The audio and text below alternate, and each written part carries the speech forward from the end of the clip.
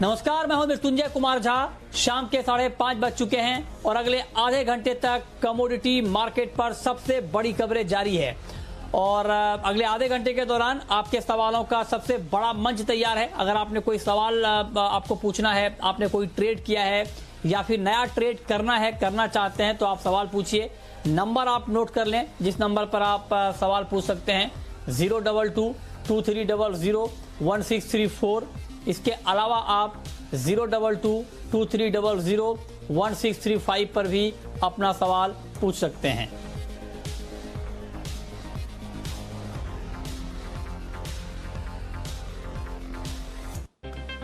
तो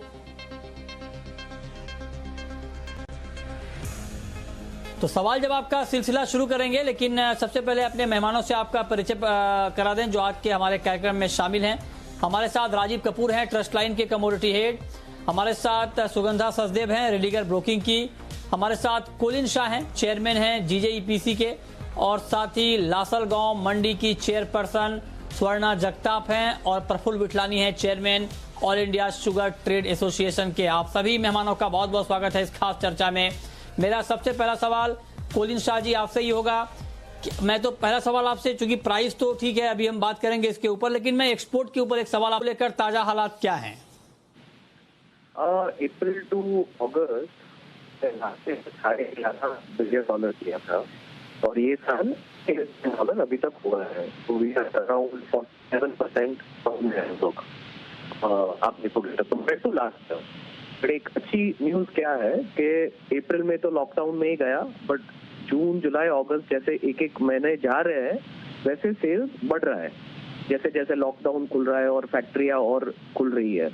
तो वो एक अच्छी साइन है कि एक्सपोर्ट का जो डिक्लाइन था वो थोड़ा अरेस्ट हो गया है। तो अप्रैल में जून आप अप्रैल देखोगे तो 85% डाउन था और अगर अगस्त देखोगे तो 40% डाउन था। तो वैसे थोड़ा इम्प्रूवमेंट है। इम्प्रूवमेंट, ठीक है। तो इम्प्रूवमेंट है, इम्प्रूवमेंट प्राइस में भी है और 52,000 के ऊपर चला गया है एमसीएक्स पर गोल्ड का भाव। और आज सुबह के कार्यक्रम में हमारे जितने भी एक्सपर्ट हमारे साथ जुड़े थे और जिन्होंने गोल्ड पर बाइंग की कॉल दी थी, सारे के सारे टारगेट हिट हो गए हैं। 52,182 रुपए की ऊंचाई को, दिन की ऊंचाई को गोल्ड ने आज छुआ है और इस वक्त एमसीएक्स पर गोल्ड का भाव 427 रुपए की बड़ी तेजी के साथ ट्रेड कर रहा है। चांदी में 729 रुपए की मजबूती है। तो मैं अब आपसे पूछना चाहता हूं सुगंधा जी कि क्या लगता है आपको, क्या गोल्ड का प्राइस अभी यहां से आज शाम को और बढ़ जाएगा या? अच्छा, लगता है सुगंधा से भी हमारा संपर्क नहीं हो पा रहा है। मैं कुलिन शाह जी आपसे ही पूछना चाहता हूं कि गोल्ड प्राइस को लेकर के आपका नया आउटलुक क्या है? क्या आपको लगता है कि एक बार फिर से मार्केट अब तेजी के मूड में आ रहा है? मार्केट तेजी के मूड में आ रहे हैं क्योंकि थोड़ी जो अनसर्टेनिटी थी वो, अगर आप देखोगे तो 15 दिन पहले ऐसे लग रहा था कि जब रशिया का वैक्सीन का न्यूज आया कि अब सोल्यूशन आ गया है कोविड का, बट अब वापस 15 दिन के बाद सब जगह दुनिया भर में देखोगे तो केसेस वापस आ गए हैं कि बढ़ रहे हैं। तो ये अनसर्टेनिटी के माहौल में वापस गोल्ड की बाइंग शुरुआत हो गई है। तो ऐसे वोलेटाइल ही रहेगा और मेरे को लगता है कुछ वैक्सीन की खबर आई तो वापस डिप आएगा और अगर ये कोविड ऐसे ही चलता रहा, जैसे इंडिया में भी केसेस बढ़ गए हैं, तो और इंक्रीज ही रहता रहेगा। तो अनसर्टेन टाइम, क्लियर आंसर नहीं दे पाऊंगा। ओके, ठीक बात है। अभी बहुत अनिश्चितता है क्योंकि कोरोना को लेकर ही कुछ साफ नहीं है, तो किसी के प्राइस को लेकर अभी क्या कहा जाए। लेकिन मैं कुलिन जी आपसे एक चीज और पूछना चाहता हूं, क्योंकि अभी चूंकि डिमांड थोड़ी कम है गोल्ड की, लेकिन क्या आगे हम गोल्ड की फिजिकल डिमांड में कोई बड़ी बढ़ोतरी आप देख रहे हैं दिवाली के दौरान या उसके बाद? आई थिंक अक्टूबर टू मार्च जो हमारे मेन 6 महीने हैं सीजन के, वेडिंग सीजन और दिवाली से अक्षय तृतीया तक, तो फिजिकल डिलीवरी अच्छी रहनी चाहिए क्योंकि जैसे अपने सब गेस्टिमेट भी है कि अब ये पीक पे आ गया है और अगर ये महीना और अगले महीने से डिक्लाइन देखेंगे कोविड में। तो जैसे जैसे डिक्लाइन देखेंगे और वेडिंग सीजन चालू होगा, I think October to March physical delivery अच्छी रहेगी। अब लास्ट ईयर के साथ कंपेयर करेंगे तो उससे कम ही रहने वाला है, बट कंपेयर टू जो पहले 2 क्वार्टर गए हैं उससे तो काफी अच्छा ही रहेगा। अच्छा, तो आप कह रहे हैं कि पहले के क्वार्टर के मुकाबले अब डिमांड थोड़ी इंप्रूव होगी फिजिकल मार्केट में गोल्ड की। बहुत शुक्रिया कोलिन शाह जी आपका हमारे साथ जुड़ने के लिए और गोल्ड के ऊपर अपनी राय देने के लिए। लेकिन राजीव जी, ये तो थोड़ी लॉन्ग टर्म की बात हो गई, लेकिन आज शाम के लिए गोल्ड में क्या ट्रेड लिया जाए? 52,100 के आसपास है एमसीएक्स पर गोल्ड का भाव इस वक्त। क्या ट्रेड आप देख रहे हैं और क्या करना चाहिए आज? गुड इवनिंग मृत्युंजय जी। आज मॉर्निंग से ही गोल्ड में एक तेजी का रुख बना हुआ है और मुझे लगता है तेजी का रुख और कंटिन्यू करना चाहिए शाम के सेशन में भी। एक हर्डल है अराउंड 52,200, तो पहला टारगेट हमारा 52,200 का है और 52,200 के ऊपर बाजार अगर सस्टेन करता है उस स्थिति में फिर 52,400 52,500 तक भी जा सकता है। और अनडाउटली गोल्ड में एक अच्छी तेजी बनी है टेक्निकली बात करें तो। और अगर थोड़ा करेक्शन भी आता है यहाँ से, इनकेस बाजार 52,200 से डिप लेता है और 51,900 51,950 आता है तो खरीदारी ही करके चलना चाहिए। मुझे लगता है बाजार फिर से एक रिकवरी दिखा सकता है इनकेस डिप आ जाता है। और अगर डिप नहीं आता 52,200 के ऊपर सस्टेन करता है तो उस स्थिति में भी 52,400 52,500 जा सकता है। तो कहने का मतलब यह निष्कर्ष ये है कि अल्टीमेटली गोल्ड में यहाँ से एक अच्छी तेजी दिख रही है। ठीक है, तो आप कह रहे हैं गोल्ड में अच्छी तेजी रहेगी। सुगंधा जी आप बताएं, 52,100 के भाव पर इंट्राडे ट्रेडर को गोल्ड में क्या करना चाहिए? Good evening Mrityunjay. अगर गोल्ड की बात करें तो मुझे लगता है करंट लेवल्स पे भी बाइंग कर सकते हैं और अगर हमें कुछ टिप्स मिलते हैं टुवर्ड्स लेवल ऑफ अराउंड 51,920 वहाँ पर भी बाइंग कर सकते हैं। मैंने फ्राइडे के शो में भी यही मेंटेन किया था at levels of around 51,300 I had recommended buying because अभी अगर हम डॉलर इंडेक्स में देखें तो कुछ गिरावट देखने को मिली है। यही एक मेजर फैक्टर है जो प्राइसेस को काफ़ी हद तक सपोर्ट कर रहा है। साथ ही साथ ब्रेक्जिट को लेके भी अनसर्टेनिटी बनी हुई है, यूएस के स्टिमुलस प्लान को लेके भी अभी काफ़ी अनसर्टेनिटी है और इस हफ्ते फेड की मीटिंग पे भी मार्केट की काफ़ी हद तक नजर रहेगी जहाँ ये एक्सपेक्टेशंस बनी हुई हैं कि Fed is likely to come out with a dovish stance. सो ये फेवर कर रहा है गोल्ड के प्राइसेस के आउटलुक के लिए अभी। और अगर हम ओवरऑल सपोर्ट की भी बात करें तो प्राइसेस ने 50,500 मार्क पर एक बहुत अच्छा बेस बनाया है और वहीं से हमने प्राइसेस में एक स्ट्रॉन्ग रन अप आते हुए देखा है। मुझे लगता है ये रैली कंटिन्यू कर सकती है towards level of around 52,400 to 52,700 odd levels. Having said 52,700 एक strong resistance की तरह ऐड करेगा on the higher side. So intraday session में कुछ टिप्स पे या current levels पर बाइंग कर सकते हैं। स्टॉप्स रहेंगे 51,680 on the downside. High side में टारगेट्स रहेंगे 52,400 फर्स्ट। ठीक है, तो 52,400 के लिए आप गोल्ड में बाइंग कर सकते हैं। शाम के लिए ये राय निकल कर आ रही है। लेकिन अब बात करते हैं चांदी की। चांदी पर राजीव जी आपका क्या व्यू है? मृत्युंजय जी, चांदी पर भी गोल्ड की तरह तेजी ही दिखती है और एक बार ऐसा लगता है कि बाजार 71,000 तक इजीली ऊपर में जा सकता है और इंटरडे पॉइंट ऑफ व्यू से अभी 70,000 का टारगेट हमें पॉसिबल दिखता है। और थोड़ा डीप आने पे इनफैक्ट 69,300 400 के बीच में अगर थोड़ा डिप आता है तो वहाँ खरीदारी कर लीजिए। 68,900 का स्टॉप लॉस रखना चाहिए और 70,000 का पहला टारगेट रहेगा इंटरडे पॉइंट ऑफ व्यू से। ओके, ये राय हो गई चांदी पर। चलिए अब शुरू करते हैं सवाल जवाब। पहला सवाल है अजीत का। पूछिए अजीत जी। सर, नेचुरल गैस में मैंने एक लॉट बाय किया है 192 को, तो क्या करना चाहिए? 192 पर आपने नेचुरल गैस में बाइंग की है। मार्केट काफी नीचे आ गया है 170 के आसपास। क्या करना चाहिए सुगंधा जी इनको? मृत्युंजय, अगर मैं नेचुरल गैस के आउटलुक की बात करूं तो अगर मैं ओवरऑल ट्रेंड की बात करूं मुझे स्लाइटली वीक नजर आता है, बट यहां से डेफिनेटली एक रिकवरी देखने को मिल सकती है। 166 के लेवल पर प्राइसेस ने एक अच्छा बेस बनाया है, सो शॉर्ट टर्म के लिए एक रैली देखने को मिल सकती है, बट ये रैली मुझे लगता है 185 तक ही कंटिन्यू करेगी। सो वहां मेरी एडवाइस रहेगी कि आप अपना प्रॉफिट बुक करके बाहर निकल जाएं और स्लाइट लॉस को बुक करें, बिकॉज अभी काफी हद तक स्टोरेज की कंसर्न्स बन रहे हैं नेचुरल गैस में और स्टोरेज ओवरफ्लो हो रही है। इस वजह से प्राइसेस पे कुछ हद तक प्रेशर देखने को मिल सकता है, बट वहीं एक हरिकेन गल्फ ऑफ मेक्सिको की तरफ डेवलप हो रहा है और उसकी वजह से प्रोडक्शन हर्ट हो सकती है और ये एक फैक्टर है जो शॉर्ट टर्म में प्राइसेस को सपोर्ट प्रोवाइड कर रहा है। सो शॉर्ट टर्म रिकवरी है, बट ट्रेंड मुझे लगता है स्लाइटली वीक नजर आता है। सो 185 के आसपास अपने प्रॉफिट को बुक करें एंड एग्जिट करें मार्केट से। ठीक है, अगला सवाल है जितेंद्र का। पूछिए जितेंद्र जी। सर, मैंने ना 3160 रुपए में 3160 में 40 लोड क्रूड सेल है, क्या प्रॉफिट बुक कर लेना चाहिए क्या? 3160 में सेल हैं? हाँ। कमाल है, बहुत बहुत बधाई आपको। बताइए, मार्केट 2800 के नीचे है और अब भी आप पूछ रहे हैं कि प्रॉफिट बुक कर लें क्या? बताइए राजीव जी, क्या करना चाहिए इनको? मृत्युंजय जी, ओवरऑल जो स्ट्रक्चर है इसका क्रूड का, वो तो थोड़ा सा बेरिश दिखता है। इनफैक्ट 2900 तक अगर एक रिकवरी आती है तो वहां पर फिर से एक पोजिशनल सेल बनता है। बट अभी ऐसा लगता है कि बाजार ने थोड़ा बेस बनाया है और 2900 तक बाजार ऊपर में जा सकता है।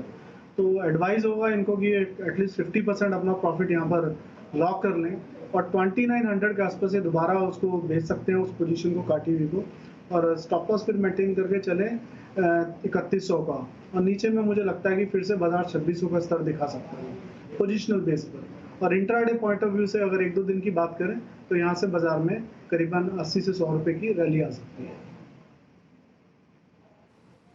ठीक है, अगला सवाल है राहुल का। पूछिए राहुल जी। हाँ मृत्युंजय जी, आपके दिशा निर्देश मार्गदर्शन से हमारा फिजिकल का व्यापार है चांदी का, उसमें बहुत सहयोग मिलता है। अब प्रश्न मेरा यह है कि नया हाई बनेगा वापिस? बहुत बहुत शुक्रिया सर जी। नया हाई चांदी का कब तक बनेगा, ये आप जानना चाहते हैं। ठीक है, बताइए सुगंधा जी। जी जी बिल्कुल, आपका सवाल समझ गया सर। सुगंधा जी बताएं, चांदी में, हाँ जी जी बताएं। नितिन जी, मुझे लगता है चांदी का आउटलुक अभी भी काफी पॉजिटिव है। बस ये है कि मार्केट अभी ऑलरेडी रैली कर चुकी थी तो एक कंसोलिडेशन फेज में चली गई है। It's very difficult to predict the timing, but मुझे लगता है जैसे ही फेस्टिवल सीजन आएगा और नवंबर में जो यूएस में इलेक्शंस हैं उसके आसपास मुझे लगता है एक तो अनसर्टेनिटी मार्केट में काफ़ी बढ़ेगी, उसकी वजह से सिल्वर की सेफ हेवन डिमांड काफ़ी हद तक रिवाइव होगी और साथ ही साथ फेस्टिवल सीजन आने पर फिजिकल डिमांड काफ़ी हद तक बढ़ सकती है। ETF में इनफ्लोज भी काफ़ी बढ़ सकते हैं। सो ये फैक्टर्स पॉजिटिव रहेंगे सिल्वर के लिए। सो मुझे लगता है this year itself we can again see silver prices testing new highs और by March next year I am expecting levels of around 78,000 to 82,000 as well. सो मुझे लगता है I would not be predicting the timing as such, but yes November से लेकर मार्च तक में मुझे लगता है चांदी एक न्यू हाइज को जरूर टेस्ट करेगी। ठीक है, महेश है अगला सवाल। महेश का है, पूछिए महेश जी। सर जी नमस्कार। हमने गोल्ड में 51,950 पे 2 लॉट सेल किया हुआ है। अभी बाई कॉल बता रहे तो क्या करें? हमारा लेवल आएगा निकलने के लिए या यहीं से स्क्वायर ऑफ कर ले? बताइए राजीव जी। मृत्युंजय जी देखिए, लेवल हो सकता है इनका लेवल आ भी जाए निकलने के लिए, बट मार्केट क्योंकि अप ट्रेंड की तरफ है तो अगेंस्ट द ट्रेंड अभी मेरे ख्याल से ट्रेड करना अच्छी बात नहीं है। हो सकता है दाम नीचे ना भी आए 52 के और बाजार यहाँ से पहले 52,400 52,500 की तरफ चले जाए। एडवाइजेबल ये होगा कि अगर यहाँ से 50-60 रुपए की भी डिप आती है तो ये अपनी शॉर्ट पोजीशन से एग्जिट करके लॉन्ग बिल्ड कर सकते हैं और ऊपर में 52,400 तक का वेट कर सकते हैं। स्टॉप लॉस 51,850 का मेंटेन कर सकते हैं। ठीक है, नितिन है हमारे साथ बरेली से। पूछिए नितिन जी। सर 1,000 रुपए में 10 मेहनता ले रखे हैं इस महीने के करंट मंथ के। अच्छा ठीक है, बताइए राजीव जी, मेंथा में अभी क्या आउटलुक आप देख रहे हैं, क्या प्राइस मूव देख रहे हैं आगे? मृत्युंजय जी, मेंथा में एक रिकवरी आई थी जो 900 रुपए से और बाजार को 1,040 तक ले गई थी, जिसमें फंडामेंटल सपोर्ट भी था, जिसमें डिमांड थोड़ा पिकअप हुआ था उस दौरान और उसके कारण भी प्राइसेस में रिकवरी आई थी और प्राइसेस गिरे ज्यादा हुए थे तो इस कारण एक पुल बैक रैली भी थी। तो मुझे लगता है कि बाजार थोड़ा सा नीचे की तरफ रुख बना रहा है वापस। तो इन्हें एडवाइस ये होगा कि अगर ये भाव 980-85 के आसपास रिकवरी देता है तो एक बार अपनी लॉन्ग में से एग्जिट कर जाएं और दोबारा से लॉन्ग बिल्ड कर सकते हैं अराउंड 900 रुपए के आसपास।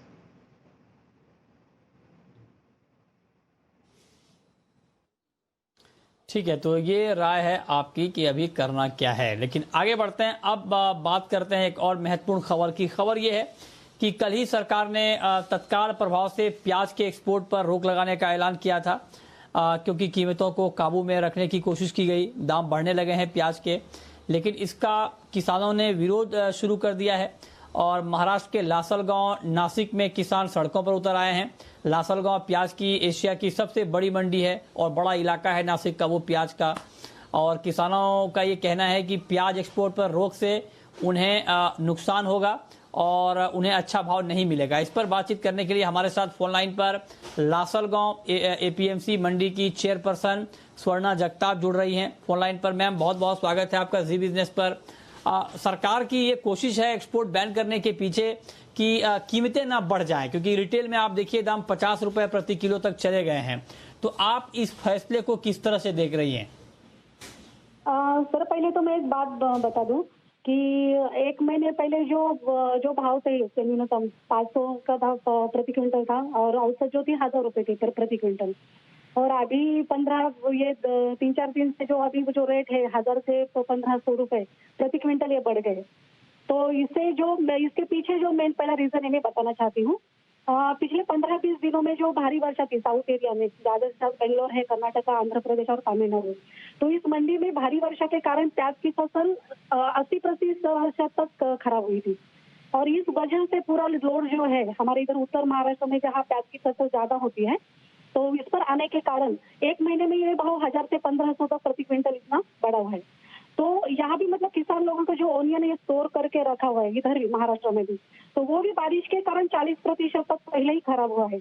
और जो अभी रेट इतना मतलब अभी एक हफ्ते से रेट जो मिला था, तो उस पर ये सडनली कल का जो एक्सपोर्ट बैन किया है सरकार ने, तो उस वजह से अभी एक ही दिन में जैसे ही ये डिसीजन हो गया तो आज एक ही दिन में जो रेट जो है 700 से 400 या 500 रुपए तक प्रति क्विंटल इतना नीचे आ गया है। तो इससे मतलब जो खेतकरी जो किसान लोग हैं कि उनको अभी जितना अच्छा भाव मिल रहा था और उनको जो मतलब जो कमी थी अभी जो पिछले इसमें लॉस हुआ था, तो अभी इस जो ज्यादा रेट थे उनको जो मतलब उसमें वो ओवरकम करते थे। अच्छा, तो आप कह रही है कि सरकार के फैसले के तुरंत बाद 500 रुपए प्रति क्विंटल तक दाम मंडियों में कम हो गए हैं प्याज के। लेकिन मैम सरकार तो ये कह रही है कि चूंकि दाम आगे ना बढ़े, आगे त्योहारों का सीजन है और 50 रुपए रिटेल में दाम चले गए हैं, तो कंज्यूमर की जेब ज्यादा ना कटे उसको ध्यान में रख के सरकार ने ये फैसला लिया है। तो ऐसे में आप कह रही है कि किसानों को नुकसान होगा, तो क्या वाकई चूंकि दाम बहुत ऊपर है, अगर 500 रुपए कम भी हो गए तो क्या किसानों को वाकई बहुत नुकसान हो रहा है या मुनाफा थोड़ा कम हो रहा है? दोनों के बीच बड़ा फर्क है, क्या कहेंगे आप? सर इसमें मैं एक थोड़ा क्लियर करना चाहती हूँ कि अगर आपको ये पहले देखना है कि रेट आपको स्टेबलाइज करना है, मुझे ये कहना है कि रेट आपको स्टेबलाइज करना है। ऐसा नहीं है कि जो किसानों को कम रेट मिलना चाहिए और ग्राहकों को ज्यादा रेट में उनको प्याज खरीदना पड़े। तो मुझे आई सजेस्ट दैट जो एमईपी रहती है मिनिमम एक्सपोर्ट प्राइस, जो अभी 0 थी कल तक, तो वो भी बढ़ा सकते थे। तो मतलब जो व्यापारी जो that one capable to export that onion, जो एमईपी अगर बड़ा जो मतलब कैपेबल है वही एक्सपोर्ट करते थे, उसमें भी 50% प्याज हमारी एक्सपोर्ट से बच जाती थी और वो अपने इंडिया में भी डिस्ट्रीब्यूट हो सकता था। और दूसरा सेकंड एक कारण मैं थोड़ा सजेस्ट करना चाहती हूँ कि नाफेड जो है गवर्नमेंट और आखिरी सवाल मैडम आपसे मैं ये पूछना चाहता हूँ, मैम लास्ट क्वेश्चन आपसे ये पूछना चाहता हूँ, किसानों ने इसका विरोध किया है, तो क्या अगला कदम आप लोगों का क्या होने वाला है? कोई बातचीत हुई है सरकार से? आप लोगों की कुछ मंत्री से कोई बातचीत हुई है आपकी इस मुद्दे पर? आगे क्या होने वाला है? हमारे यहाँ की जो एमपी है भारतीताई पवार, उन्होंने पीयूष गोयल जी के साथ मीटिंग करके बात की है, वो सब रखा है कि जल्दी से जल्दी वो ब्याज है वो रिलीज कर दिया जाए, नहीं तो किसानों का ज्यादा गुस्सा या फिर रोष का कारण पड़ सकता है।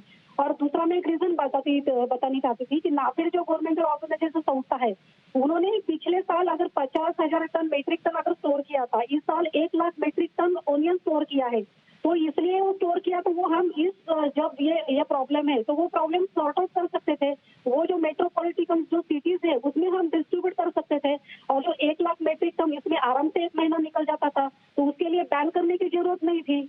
और फिर दूसरी 1 महीना अगर ये निकलने के बाद दूसरा हम बोलते थे कि अर्ली खरीद जो क्रॉप आता है ओनियन का, तब मार्केट में 1-1.5 महीने के बाद वो आराम से आता था, उसमें तब तक मानसून भी खत्म हो जाता था। तो मुझे लगता है थोड़ा ये सडनली डिसीजन लिया है, कुछ भी मतलब थिंकिंग जो नहीं करते हुए, तो ये थोड़ा दोनों के साथ अगर सरकार नहीं है, किसानों के हित में नहीं है और सरकार के पास और भी विकल्प थे कीमतों को स्थिर करने के लिए।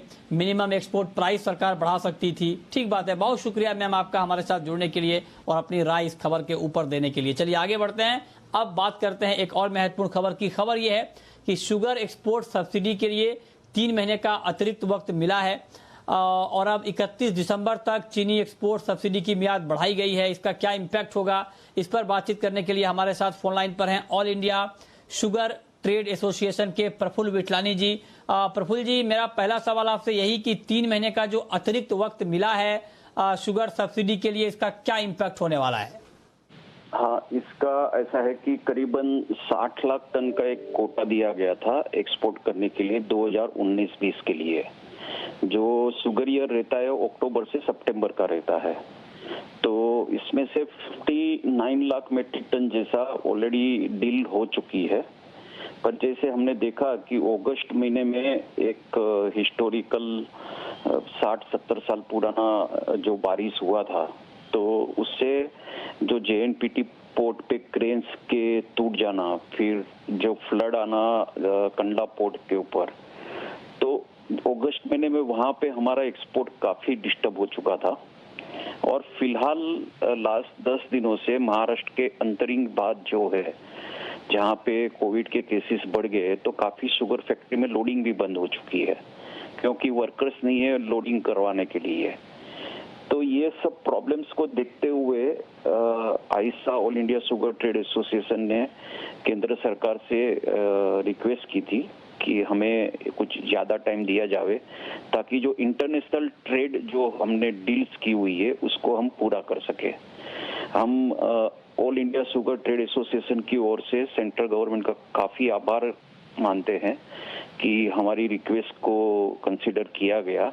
इससे ये है कि जो 60 लाख टन का कोटा है वो पूरा हो जाएगा। और आपको मैं बता दूं कि 59 लाख टन में से 55 लाख टन से 56 लाख टन तक तो मिलों से डिस्पैच हो चुकी है एक्सपोर्ट के लिए, और बाकी की जो ये 2 या 3 लाख टन की शिपमेंट या डिस्पैचेस बाकी है, वो भी हम आराम से पूरी कर पाएंगे। बढ़ेंगे क्या रिटेल में चीनी के? ना, इससे कोई दाम का कोई असर नहीं पड़ना है रिटेल के ऊपर। ये जो एक कमिटमेंट थी, ठीक है, इंटरनेशनल ट्रेड, उसके लिए था।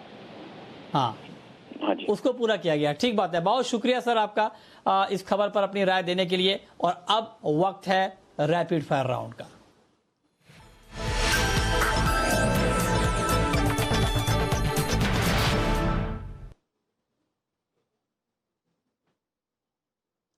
राजीव जी, आपकी पहली rapid fire call. Crude oil bye 2770, stop loss 2730, target 2820, 2820 का टारगेट। आपकी कॉल सुगंधा जी। मैं लेग में बाइंग की एडवाइस दूंगी एट लेवल्स ऑफ 149.50, स्टॉप्स रहेंगे 148 और टारगेट कर सकते हैं 152 लेवल्स। आपकी आखिरी कॉल राजीव जी। मृत्युंजय जी, कॉपर में बाय है, थोड़ा लेवल चेंज कर रहा हूं मैं बिकॉज भाव थोड़ा ऊपर आ गए हैं। 531 पर बाय, 529 का स्टॉप लॉस, 534.50 का टारगेट। ठीक है, बहुत शुक्रिया राजीव जी आपका, और सुगंधा जी आपका हमारे साथ जुड़ने के लिए, बताने के लिए कमोडिटी में कहां पर कमाई के मौके बनेंगे।